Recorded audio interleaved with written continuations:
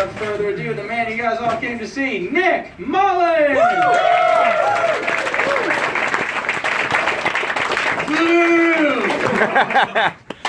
Yeah. Thanks. Thank you, guys, for coming. You know, I don't know if you'll enjoy it or not, but thank you for coming out here to support comedy at the House of Blues here in Boston. Because when I think of the blues, you know, B.B. King, Muddy Waters, I think of whatever the fuck this is. Old wall Persian rugs, chandeliers. Yep, that's the vibe again. The blues is the fucking place where the bad guys hung out in rush hour. Right here, the prison where they keep all the autistic people in Iran. Added tapestry to protect them from choking on their own beards. Problem over there. Yeah, pay attention to international news, I guess. Put my finger on the pulse of what's going on in Iran. I don't really, we'll see. The first show was okay, I guess. I don't know how this one's going to go. I had kind of a dry run in Philly. I had to fill in for Stav because he had to get his fat head medically drained. Doctor. He is a medical emergency. His whole life is just a tragedy, but he looks pretty fucked up now because he's got this tumor in his head, which is like, because he already looked like a jack-o'-lantern, but you can't add the tumor, because if you're going to be round, you got to be perfectly round, you know? Like a circle that Da Vinci drew. You can't have a bump in there somewhere. He looks like one of those kids from the Gushers commercials. Just look now. But like if he was like, I'm going to eat all of them at once, they're like, don't! It's one of Wonka's rules, you can't do it. We'll see. Been back into stand-up. I quit stand-up for like 3 years to get really into woodworking, which I did, which is mostly a cover for cutting myself. Because as you get older, it gets harder and harder to hide those scars, you know, and explain them. I think it's, you know, I think it's unfair. It's kind of fucked up that if you're going to be goth, you have to like choose to do that at 15, you know? As a 30-year-old man, I can't just go be that, you know? Because I feel it now. I want to die, you know? I wish I was dead. I have those emotions in a way a child couldn't understand. I couldn't just be gone. Like, I couldn't just show up at a bunch of Nightmare Before Christmas bullshit. Be like, yeah, no, I was just doing color contacts. This was me yesterday, you know? People be like, what are you doing? It's like Bitcoin. You have to get into it 10 years ago, now you're a fucking child porn millionaire. One of us regular folks buying our child porn with cash still. I'm a sucker. Do you have to pay for child porn? I don't know. I don't know anything about that world. It's, I swear to God I don't. I promise you I do not know anything about it.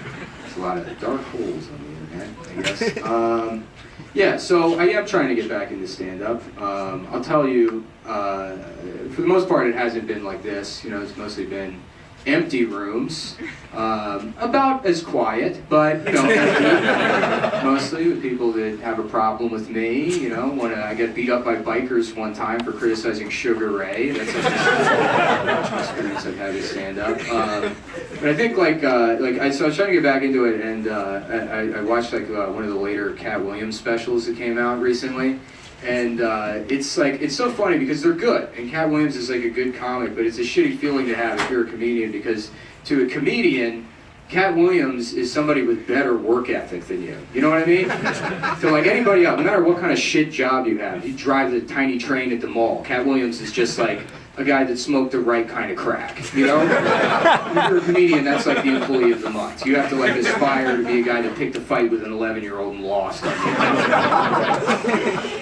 a shitty realization. But I think the most rewarding thing in stand-up, and I've been lucky enough to witness this numerous times, is when two comedians start dating each other and then proceed to destroy the relationship with shitty jokes about the relationship at open mics. And it always happens the same way. They're like, well, I guess we've fucked all of our friends. Time for us to start dating because we're 35 now and we don't have Conan and we share a couch in Bushwick. And then they go, okay, well, look, we love each other, but we're artists, you know? So the art comes first. So maybe things that we say but that doesn't reflect our real feelings, right? And then they show up at the open mics and they're like, yeah, so my girlfriend's a dumb bitch. That's like a thing I'm working on. That's, I don't really have a punchline for that yet, but she's like, her girlfriend's a fucking idiot. Losing shit, saying dumb things. Oh, this was new. Cheating's great. You ever just fucking cheat on somebody? They have no idea? You know, they don't know? Oh, I'm out of time? Okay, thanks, man. You all know we're talking about Sarah, your beautiful girlfriend, who outside of this world is just a girl with a mole on her face. But in the comedy community, she's a princess. So you gotta be nicer to her. I'll tell you a story. It's sort of about stand-up, you know, my journey, my process, but it's also a story in which I am a victim. You know? And I want to tell you a story where I am a victim, so that later, when I make fun of victims, it's not justified, but it's at least explained by the PTSD, right? It's at least somewhat okay. And so when I was 21, I moved to Los Angeles to, I guess, just burn bridges. That's mostly what I did. But I got out there, and I was there maybe 3 hours, and I went to the Hollywood Improv, which is this great place, you know, and it's like, it's kind of powerful for a comic, because you get there, and they got this mural with all these famous comedians on the wall. It's like George Carlin, Richard Pryor, Mitzi Shore's son, you know, it's like all these people you respect. Jerry Seinfeld, the guy from the ShamWow commercial. It's like, wow, among stars. And I got there, immediately started drinking, blacked out. The last thing I remember is shaking one of the managers going, I'm gonna fucking die out here! And so, what a histrionic piece of shit drunk I was, so that was it. And then I came to, in the alley behind the club, which I've gotten drunk enough to get kicked out of bars before, but never where they're like, let's get this guy out of here. And they're like, look, with the garbage, put him in the garbage. Yeah, back where he belongs, in the alley with the rats. And then my plan is like, you know, I'm like trying to construct an apology. I'm like, fuck it, I'll just leave. I'm gonna find my car. And then a week prior, I had read about a taxidermy school in Montana. And I was gonna take the money I had and go to Montana and apply to the taxidermy school and get a bear cape and then make bear pants, where you take the lower half of the bear pelt, you suspend a waist with a hula hoop and straps around the shoulders, and then you just walk around with the lower half. So that was my plan while I was drunk, but I couldn't find my car, so that's why we don't have bear pants now. You're like, we're supposed to have flying cars and bear pants. Well, sorry, I drank myself into a coma, so that's what happened. But I couldn't find my car. And then I took one wrong turn and then another one, and then I'm like wandering around West Hollywood just screaming at the top of my lungs. I'm like, well, I hate my life or whatever. And this guy in a Prius pulls up next to me. He rolls down the window and he's like, hey buddy. And I was like, what? You know, doing that like first week back at the gym posture, you know. And you're like, yeah, I did one set. I deserve the right to walk around like this. You know? And he's like, are you okay? Man, are you all right? And I like sort of broke down. I was like, no, man, I'll be honest with you. I'm lost, you know, I don't have any friends here, and, you know, I don't know where my car is. This is like a pretty bad night for me. He goes, well, I can get my car, I'll help you out. And I was like, sure, yeah, of course. Yeah, that makes perfect sense. I certainly didn't learn any lessons about this as a child, but in a stranger's car. And so we get in the car, and he's like, where do you need to go? And he had a GPS, and I didn't really know how it worked, so I was like, to my car. I thought I could just say that. GPS. And we just start driving. We're driving for like a while, you know, and I'm like bitching about things. I'm like, another thing. He's like, yeah, I hear you, buddy. Then I started to get weirded out, right? Because I walked from my car to the club. I certainly don't remember walking on the highway, you know. I don't know why we're driving that far. So I'm like, what? Where are we going? You know, like, what's going on here? He's like, well, just two guys hanging out, you know? We're just getting to know each other. 3 a.m. on a Wednesday, making friends. It's a pretty normal occurrence here in Hollywood, you know? I don't know why you're being weird about it. And I'm like, okay, you need to let me out of your car, man. I'm like, I'm nervous, I don't know what the fuck's going on. And then he starts putting his hand, he starts pulling my dick out of my pants. He says, right, he puts his hand up my basketball shorts that I was wearing. The basketball shorts and a Red Fox t-shirt. So, which I guess I deserved it, I don't know. You know, which is funny because then I think back to the club and they had to have a conversation at some point where they're like, man, we gotta kick this poor retarded guy out of here. He's had too much candy. I don't even know if he's supposed to serve that legally. We're allowed to, or whatever. So this guy's like put my dick out of my pants and I bat his hand away. I was like, man, let me out of your fucking car or else. And or else is, he gets to have sex with me. I got nothing. I don't know karate. I certainly don't know in the car karate. Jason Statham shit. How do you learn that? Why? Fuck jujitsu. I'm gonna learn the thing where you break someone's wrist through a steering wheel. That's pretty cool. But yeah, no, it was like if I can't figure out these, weird Japanese efficiency locks, I guess I'm just a lady now. That's my life.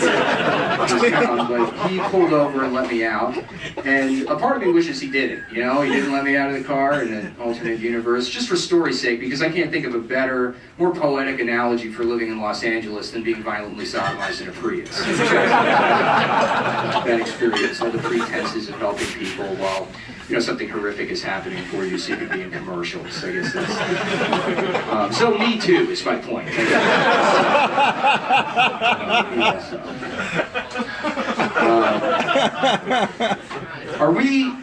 Are we far enough in to Me Too yet that I can point out, without sounding like I'm trying to take anything away from it, because I'm not, I'm on board, but I would just like to point out that Me Too, kind of a shitty name. It's kind of, they should put just a little more thought into that. Just even a second more thought, because it sounds dismissive, right? Me Too, like that. Imagine you're listening to somebody tell you the most horrific thing that's ever happened. The worst thing that can happen to a person. They're like, no one believed me and I had no one to turn to and the cops called me a liar. And then somebody walks in, they're like, oh yeah, me too. You go ahead and finish the story, but sane basically. A lot of people have hard lives. Or you were assaulted, been there, done that. Got the t-shirt, it was at Six Flags in the gift shop. That's what happened. This is the guy they paid to dress up like the Joker. That's what he did. Yes. And then also, this is just my mind, but I can't hear Me Too without then thinking of like a sassy gay guy that's like, Me 3. That guy has fun. He keeps secrets. He's the one you can party with. Tattletale. They had to have made that joke on the new Will and Grace, right? There's no way they didn't just steal that from the new Will and Grace and no one's watching. I won't watch it. Fuck, I'm sure it's funny, but because it doesn't make sense. Jack would be dead by now, right?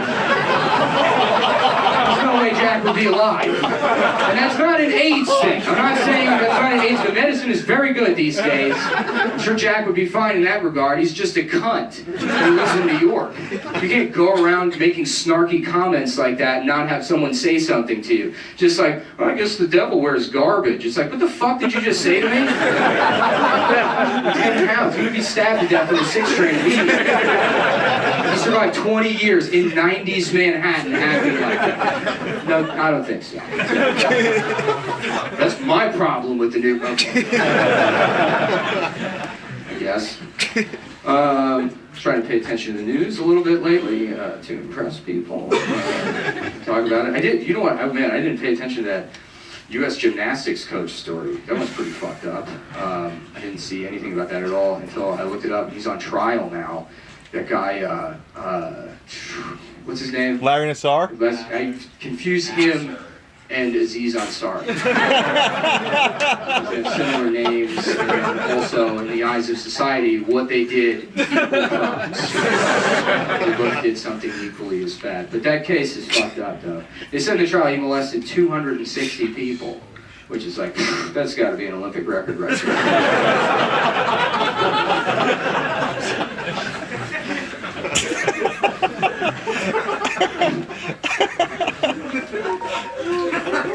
Yeah, it's a weird thing going on in this culture. I think there was a hidden victim in all this Me Too stuff that people didn't realize. Because the Harvey Weinstein shit started in November, and because it started in November, we just forgot about Mustache Month. Yeah, nobody paid attention to it. Beautiful Mustache Month, raising awareness of mustache cancer. It's not the one killer of firemen. I probably thought it was fires, but we took care of that. So we're falling to mustache cancer, and that's pretty much it these days. I thought it was weird that we got rid of Mustache Month and replaced it with Sexual Assault Month, because they're very similar months. And a similar look. That whole time I kept thinking about Subway Jared a lot back in November. Because nobody mentioned him, right? And he was doing that shit like a year prior. He was kind of a trendsetter, if you think about it. He had his finger on the pulse of a lot of things. The culture. That was an interesting story, Subway Jared, because, you know, we all saw the headline, Subway Jared, child molester, and we were all like, oh my God, no. My Jared? Beloved Subway Jared is a child molester. And then they published the picture of Subway Jared and you look at him and you're like, oh yeah, of course. Yeah, obviously. It was right there the whole time under our noses. It was like the Kaiser Soze of rape. He's now also Kaiser Soze. We got him too. Tricky Kevin. Not to defend what Kevin Spacey did, because I don't want to do that, but I did read that he was sexually harassing production assistants on the set of House of Cards, which, again, not that it should happen to anybody, but if you know who production assistants are, it's a very funny group of people. Because it's always just some rich guy's son with a fake job. That's the only people that get into that. It's like a guy that's like tearing labels off water bottles for a year and then he gets to be a director. That's all it is. Like, go bring these peanut M&Ms to Kevin Spacey, Benjamin. He's like, oh boy, this is my big break. He's like, shut the door, Benjamin. I'll teach you how to act. Listen to more and keeping secrets. Right? Not that that should happen to anybody, but if it's happening to a rich guy's son, it's like maybe there's some justice in this. Put a rest with us. A little slice of justice for us, I guess. I don't know. Subway Jared, too, was an important lesson, I think. It was a lesson for, not for us regular folks, but for companies, you know, for brands. And that lesson is always go fictional mascot, right? Why have a human being as your logo? That's going to end in tragedy every time. You can't turn a person into a brand and not expect them to molest at a certain point, right? You can't make a man hold up a giant embarrassing pair of pants and be like, look at what a piece of shit I used to be. Look how fucking disgusting I was. Now I sell bad sandwiches. I think that that's going to end poorly. You know what I mean? And I think the best evidence of that is like trying to pick any fictional mascot and convince yourself they wouldn't be a molester if they existed. You can't do it. Any one of them. Ronald McDonald, and immediately you'd be in jail. You know, even ones you don't even think about, like the Pep Boys. They're weird. Fucking giant heads. One of them has glasses you can't see through. That's a telltale sign of a molester. All fogged up like you walked out of a daycare center in the middle of winter. I think that one's name is Zippy. That's the one I trust the least, is that one. Captain Crunch is probably the worst of all of them, right? Like 4 feet tall. He's got fake eyebrows. They're glued onto his hat. That's how far removed he is from normal human beings. He's like, I gotta get some eyebrows so I stop scaring these kids. So I really go, oh, put them on my hat. That's close enough. Come here, who wants cereal? Like, what, you think he's a proud naval veteran? No, that's a Scientology outfit. He only has the boat so he can go out in international waters and do whatever he wants. You wanna know why kids won't tell their parents why they ate Apple Jacks even though they don't taste like apples? It's because Tony the Tiger threatened to murder them if they do. You gotta listen to him because he's a giant tiger who is almost naked, but not completely. He's got a handkerchief on. It's a million times worse than completely naked. If you went outside right now and you saw a nude man, you'd be like, that poor man lost all of his clothes in the blizzard. Is there a way we can help him with cigarettes or quarters? You know? But if that same guy had a handkerchief on, you'd be like, we gotta get the fuck away from him. Yeah, and it's got his name on it too. Cereal on my asshole. I've fallen for this one before. Not again. I learned my lesson. I eat a lot of cereal. I like cereal. I'm trying to stop eating cereal that's like children's cereal, you know? Just because I don't care about my diet, you know? I do enough cocaine that I don't have to worry about it. But I just don't like being patronized by my breakfast. You know, it's like, guess what? This came from a magical forest with elves in it. I'm like, shut the fuck up, you know? Just let me eat this disgusting cereal, right? But you can't switch to adult cereal from children's cereal because they don't make anything in between. There's no Nicorette for Lucky Charms. You know what I mean? There's no way. It's either delicious candy cereal with a game on the back that I'm usually pretty good at. why I tend to word search for 5th graders, but I don't have much confidence. So let me feel better about myself for a second. It's either that or whatever the fuck cashy is, you know? I don't know. I tried asking somebody one time. I was like, what is cashy? Is it just ground up pine cones covered in laxative? She goes, like, do you mean kashi? I'm like, no, fuck you. I don't even see what And if you honestly, if you had cashy with a cup of coffee, you'd need diapers, which is what babies wear. So it's like who's even really the adult anymore? Eating the cereal. You know what I mean? No, if cashy should change the slogan to cashy. You can't spell take a shit without cash. And you can't. You may not laugh at it, but you do have to appreciate that cashy is the exact middle of the sentence take a shit. Which makes that the smartest thing I've ever found. Basic ability to read. Sometimes I wish I was illiterate. I think that would be a nice life to live. Make your online experience a lot better. If you didn't know how to read, you go on Facebook and be like, oh, nice sunset. These people went on vacation. That's 9 paragraphs with the F word and Trump, and that's not for me, obviously. Oh, nice meal. That would be it. That would be your whole life. That's how good the economy was in the 90s, too. You could be functionally illiterate and still live a pretty normal life. People forget that. In the 90s, the economy was so good, every single mall had not one, but 2 stores that sold nothing but swords and pens. That was a lot. You went to the mall, you're like, where's that sword and pen store? They'd be like, Bonnie, I need more information than that. You're going to have to help me out here. We got a lot of bullshit in this mall. You have to be taken over by Indian men selling cell phone accessories. The towers will never come down. We will live like this forever. Would you like to become goth? I'm like, no, that's gross, but now I regret it. That was my chance. Yeah, you could be fucking illiterate. They used to have ads on the radio for adult illiteracy, where a guy would come on and be like, hi, my name's John. I'm 46 years old. And imagine my embarrassment when I had to tell my wife, our 2 sons, and my boss at work, that I didn't know how to read. And you're like, what the fuck? What?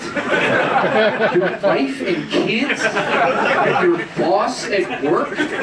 And not like the guy that gets your bus transfers for you? You had a job without knowing how to read. Don't learn. You're just creating more work for yourself. You're not a genius, but you're a kind of genius, right? Like, you fuck somebody enough to create 2 other human beings without knowing how to read. Every date was like, yo, let's go back to a place with pictures on the menu. That place is good. I'm in a real painting mood tonight. This is all right. Yes. I don't know how to transition into this. It's probably, considering the mostly tepid response to everything, it's probably just alien. But I do want to, no, I'm not feeling bad for myself. I'm just becoming resentful, which is different. But I do want to talk about, and I'm sorry if I lose you with this, but I do want to talk about a big story this week. I don't know if you guys saw it, but about the Gerber baby. If you saw, there's a story about the Gerber baby. Some of you are already upset with me. So Gerber has a new baby, right? Which I would assume would happen every year, right? The first one's got to be dead by now. Yeah, or at least not a baby anymore. 75 years ago. Unless it's still a baby, in which case they should be advertising that in the commercials. They shouldn't be hearing about the new baby at all. But they got a new baby. And it made headlines because the baby has Down syndrome, right? And I read that and I had the same reaction everyone else did. Gross. Good,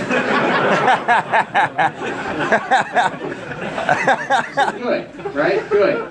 It's good that, good. That's a good, because it is good, right? It's good that they made that choice, right? Because it has to be good. You can't have a problem with that. You would have to be a real piece of shit to have a problem with that story. To be the guy that's like, oh great, what are they going to take from us next? First my job, tearing tickets at the movie theater. Then the front seats on the bus. Now this. That guy doesn't exist, right? That guy isn't real. And because he's not real, it's inherently not a brave choice for them to make. But because it's not brave, that doesn't make it bad. It's still good, right? But it does allow you to just ask why, you know? You should be able to ask why. Why is that good? Why is it okay? or, you know, the right choice to pick that child, because it's sort of a tricky issue, you know. I don't understand what it accomplishes, because it sort of falls under the umbrella of representation, right, which is a big thing right now. And for the most part, it's good, right? And there's plenty of examples of representation that make sense. Like Black Panther makes sense to me. It makes sense for an underprivileged kid to see somebody that looks like them in a role of a superhero, right? But Black Panther is a superhero. The Gerber baby is an infant. I don't understand what's supposed to happen. A disabled man's going to see that and be like, oh boy, that's great. If I work real hard, one day I could be a baby.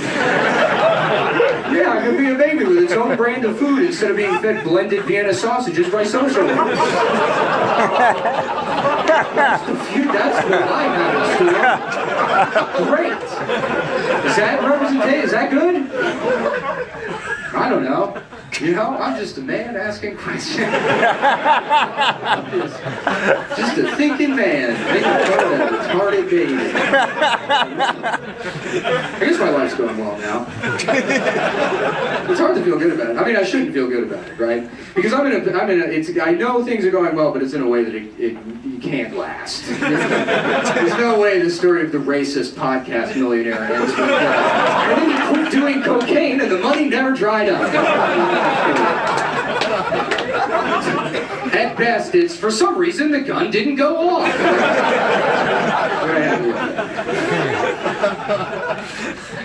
Still don't have health insurance. That's mostly my fault at this point. So I couldn't figure out how to put in my credit card number. I used to have Medicaid. This shit was great. That's the best insurance in the world. Obamacare was kind of a dud, though. I'm mad that it's being dismantled, but I remember I was so excited when the Affordable Care Act got passed. It's called the Affordable Care Act. You're like, thank God, finally. And then you see how much the plans are going to cost. You're like, I guess I have to kill the president. I guess I have to murder Obama because I can't get Band-Aids. Now, last year I had the flu 6 times, and I think the worst part about the flu, we can all agree, is the diarrhea, right? You know, not to be gross, but it is, you know, so bad you can't even smell it, you know? It's like, what's the point of having diarrhea then? You want the whole experience, you know? In there and play with it, but I want to feel what I'm creating as an art. That's what I give to the world is shit. That's what that's for my economy. Anyways, no, I had diarrhea. I think it's funny because you get to the point where you have diarrhea too much, you're like, okay, I'm not a water balloon, you know? I'm a human. I shouldn't be fucking popping all the time. And so I had to, just for a while, for health insurance, I just had Google, which is not, you can't type symptoms into Google. You put any symptom into Google, you're like, oh, I got a headache. They're like, AIDS, cancer, the dick and face. That's what that is. You're like, I didn't even know this teamed up. Great. So I had to type diarrhea into Google, which is very funny because that takes you immediately to the Wikipedia page for diarrhea. Hats off to whoever wasted their fucking history degree writing a 6-page article on the history of diarrhea on Wikipedia. But what makes it great is I read the history of diarrhea and I found out that 100 years ago, diarrhea was the leading cause of death in America, right? There was people get dysentery and they would die from diarrhea, which means there was a time when diarrhea just wasn't funny at all. It was like very serious business. You crack a joke about diarrhea at a party, somebody would be like, man, come here, you fucking asshole. Yeah, Brian has diarrhea. He's in the bathroom right now. Be afraid. He has to do it at my parties. You know, just people driving around with like brown ribbons on their carriages. Yeah, my wife's sister had it a couple of years ago, so it's kind of close to home for us. Donate $1 to like diarrhea at the grocery store. You doing the marathon next week, man? The 5K, the runs run? You going to that? Diarrhea pun to pad out the middle of the stack. To get through this shit. Thank you. Did you guys watch the Winter Olympics this year? No. I didn't. Most people didn't. Because, first of all, it's just figure skating. Let's stop pretending like it's anything other than figure skating. They're trying to trick you into thinking you're watching the Winter Olympics, but it's just figure skating. You can't add one day of bumpy skiing and pretend it's not figure skating. No one even knows what that fucking bumpy skiing shit is anyways. These are supposed to be the best athletes in the world at that. Are you sure it's not the only people that have tried it? Because I'm pretty sure I could be pretty good at bumpy skiing if I ever did it, right? It's just figure skating. And I feel like America kind of blew its collective load on figure skating with I, Tonya, right? We all saw that. That was enough for us, you know? We came in our pants to I, Tonya, as far as figure skating is concerned. We all nutted ourselves. Is this still a metaphor, or did I come to I, Tonya? And if so, what part? It was the part when she had the gun in her face. So, I will say that I did enjoy I, Tonya, but I didn't get it, really. You know, I didn't get the message in the movie because, you know, it was, what's the point of the movie? It's about a white trash girl, right, competing in a rich girl sport, and because of the class struggle, Karl Marx. So you know it's a smart show. You know I'm thinking, man. You know, because of the class struggle, she's earned the right to break her friend's legs, right? That's fine. That makes sense to me. I get it. You know, her mom bought clothes at Dollar General, so she gets to violently assault someone that grew up with a pony. I'm on board with that for the most part. I voted for Bernie Sanders, you know? I get it, but it doesn't make sense because she's an international athlete competing in the Olympics. Yeah, she has it bad for an American, but she's nowhere near as bad as the person figure skating where they come from a country where your options are irradiated genocide or the Olympics, right? There's no way she has it worse than the 4-year-old being injected with D-ball to make the state proud, right? No way. I was watching figure skating this year, and China has this giant, beautiful, majestic gay man, this huge, beautiful, who moves so gracefully, you know, in defiance of his own race and size, and you're like, is there new information on this guy? Can I look him up as a nude? It's pictures. Can we find out what his deal is? So I went online to look him up, and his name is either Zhang something or something Zhang. They have like weird rules with how that works. But why I can't remember his name is because I got hung up on this other detail, is that no one knows how old he is. There's no fucking information on this guy representing their country in the Olympics. No one knows how, they're like, yeah, he's like 32 or maybe like 7, I don't know. But he's got an age, I'll tell you that. He definitely has some kind of age, but what it is, we don't know. It's like, you think I, Tanya's parents hated her? Imagine you're living in communist China, you've aborted 7 daughters to finally have a son. And he's like, Mom, Dad, I'm going to be a figure skater. And they're like, no more birthdays, something, Zhang. Zhang something, we're taking him away. Where's his movie? You know, where's Round Eye Tanya? I just recoil at that. I feel like I'm allowed to say that, right? That's their word for us. I don't know. That's me skating on thin ice with gracious. I guess. I gotta stop giving it to the Asians. I guess I do got to. This is the thing I had to stop doing recently. Is anytime I get Chinese food, I read the fortune. I open the fortune cookie and I read the fortune in my head in like a Confucius voice.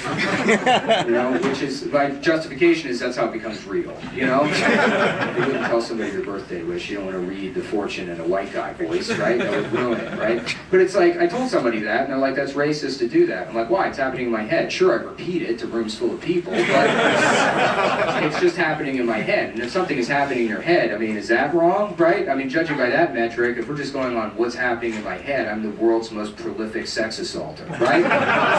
Every single person I've met, I've done horrible things to. Every single one. Every man, woman. If you thought I was going to say child, that's happening in your head. Maybe you should confront that, you know? I don't know. Yes, but you gotta stop being racist. I'm talking to myself. I guess people in general. And you know, I will say, you know, I like to make jokes or whatever, and you know, have fun, but I've never had like any kind of disdain or prejudice in my heart, you know? I've never disliked any group of people besides Italian Americans. It's never once crossed my mind, because I didn't like them. I thought they were like very greasy, shifty people. I've come full circle on them, though. I like Italians now. I like Italian Americans because they're the only group left in America that you can just be openly racist towards. Nobody gives a shit. Nobody cares at all. You can say whatever you want about Italian Americans. call him Wops Day, goes, nobody cares. Nobody's gonna get you fired. You'll probably get a promotion, to be honest with you. You get a raise or something. And it's like, we're not gonna get rid of racism, so we might as well funnel all that remaining aggression into one group of people. Somebody needs to bear that cross. They love wearing them so much. So let them stick that under the greasy hairy shoulders. And America's okay with it. I think good evidence of that, Papa John's Pizza is probably the most successful pizza company in the United States, right? And its founder and mascot is a man just pretending to be Italian. He's doing a racist Italian character to hawk shitty pizza and nobody cares, right? He was like, nobody's buying my pizza. Well, what if I fucking talk like this, huh? What if I was a fucking mook? And people are like, those are better ingredients. Yeah, this guy's probably got a domestic violence issue, but that sucks. No, wrong. That's fucking great, right? And you just do it. Nobody cares. You couldn't do that with any other race. You couldn't be like, come on down to Black John's Pizza. It's me, Black Man John, here for Black Guy Pizza. Everybody, John, you gotta take that makeup off, dude. The radio spots. You can't go on TV looking like that. You know, like everybody got mad at Papa John for all that racist shit he said about those NFL players back in December, and it's like, that's not the real John. That's just part of the Italian-American character that's just the kind of thing a guy from Staten Island would say about black athletes exercising their First Amendment rights. So just eat the pizza. Staten Island is a shit place. I take their ferry sometimes, which is free. And that's always a bad sign. A free ferry. That's not a ferry, it's a trap, you know? That's like just a piece of cheese with a box over it is all that is. I like the Staten Island ferry because they got all these advertisements. There's only two types of advertisements on the Staten Island ferry. It's for places that are like, the Langone heart attack center for guys that have had 9 heart attacks. And then like Cadillac dealerships with uncle in the name, right? That's it. Like the final level of being Italian is owning a Long Island trucking company where the 2 L's in your last name are the Twin Towers.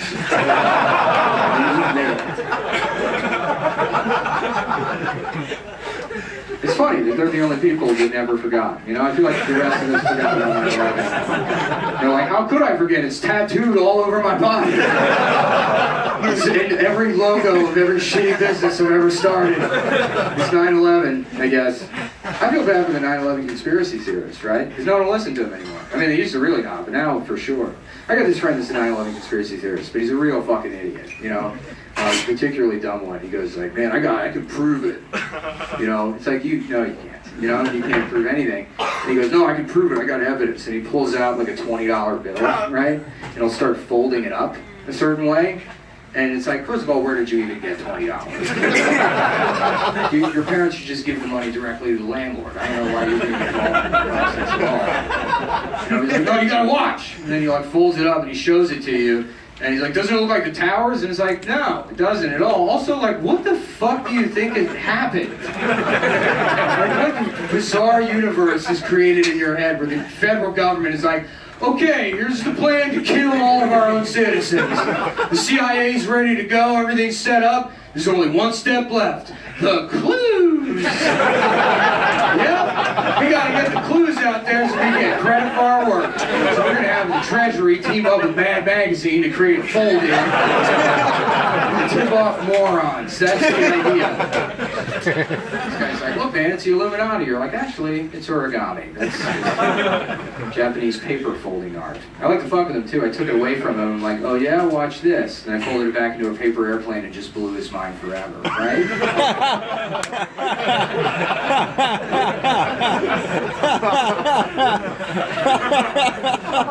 It was a plane. Planes where it happened. Alright, how am I going to kill the rest of this set? I guess I talked about the Papa John's thing. That was really, I kind of peaked there, you know? That's where it should have ended. African guy? Yeah, do African guy.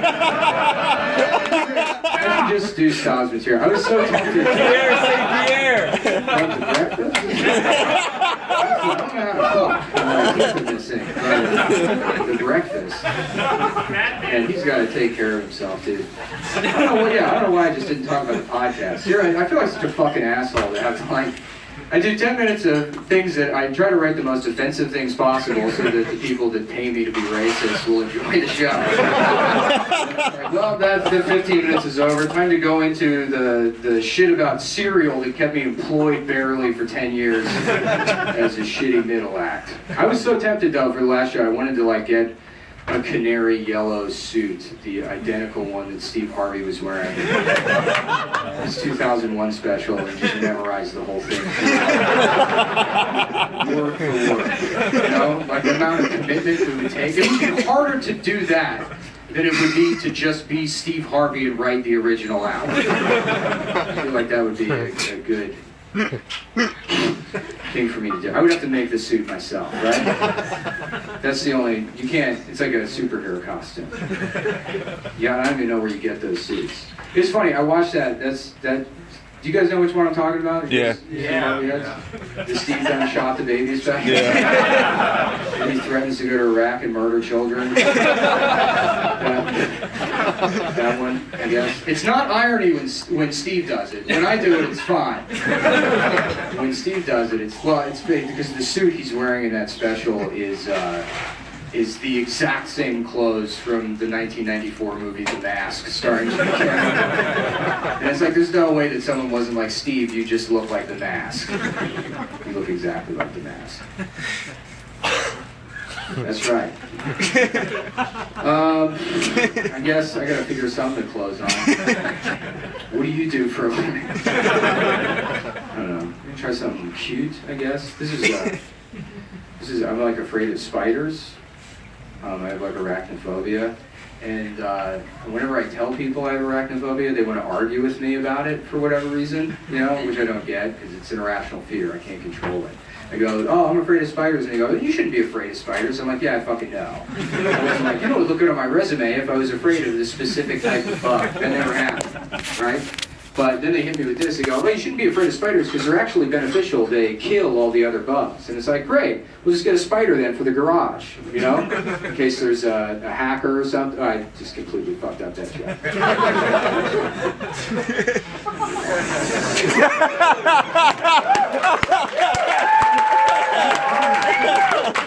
Don't support it. I should be working harder than this. I should definitely be working harder than this. Yeah.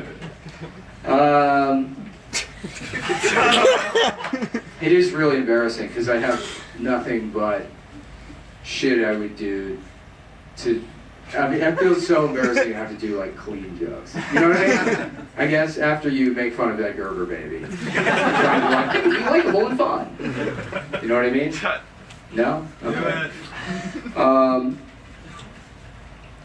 Yeah, I probably should just leave. No! What's that? Okay, yell things out at me, I'll do a voice. Whatever. Jordan Peterson. Elvis! Pierre, say Pierre. That stops character. I can't do it. It's from today. Stop. First of all, you have, what's that? Okay. You know what? Have you seen the movie Borat? Have you seen the way I stole the character Borat? 13-year-old boy. For $5 a month. Is anyone aware of that? I guess. Andre. Mexican Soul about it. Chinese Stephen Hawking. What's that? Chinese Stephen Hawking. Chinese Stephen Hawking? Yeah, Korean. It was Korean. Oh, shit. No, that's helpful because I don't think I've done that before, and that seems like Yeah. Chinese Stephen Hawking. And he just died too? It's topical? That's perfect. I was upset when he died. They took him away from us. The one white celebrity we know didn't rape him.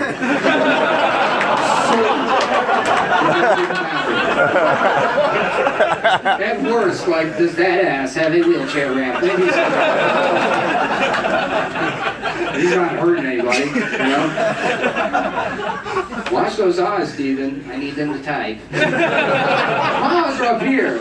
No, I literally cannot talk unless I use my eyes to stare, you know, maybe put the computer on somebody's ass. I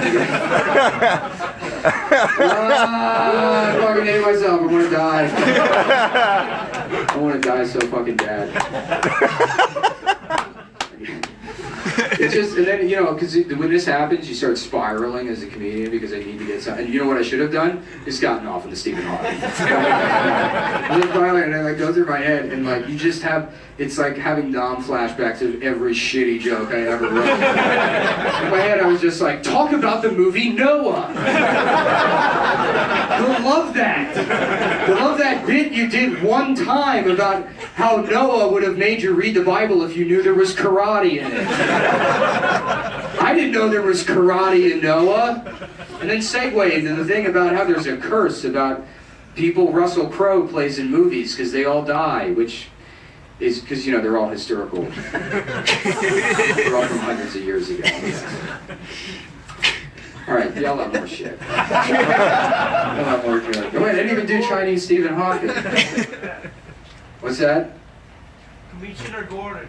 That's just, if you guys don't know what that is, it's Commissioner Gordon from Batman, but it's cum Easter Gordon. He just eats cum. He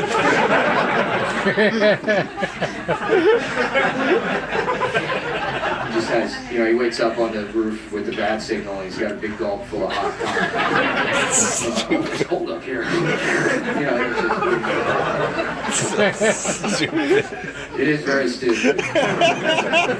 It's a stupid life to live. It's stupid. It's funny, you know what? The reason I don't end this set is the same reason I haven't killed myself. It's like, that can't be the last thing I say. There's got to be something else that I can say other than Chinese Stephen Hawking. Before I find the belt that I lost and sit down under a doorknob. I'm gonna have something else happen. All right, that's gotta be it. You guys are fun. Thank you.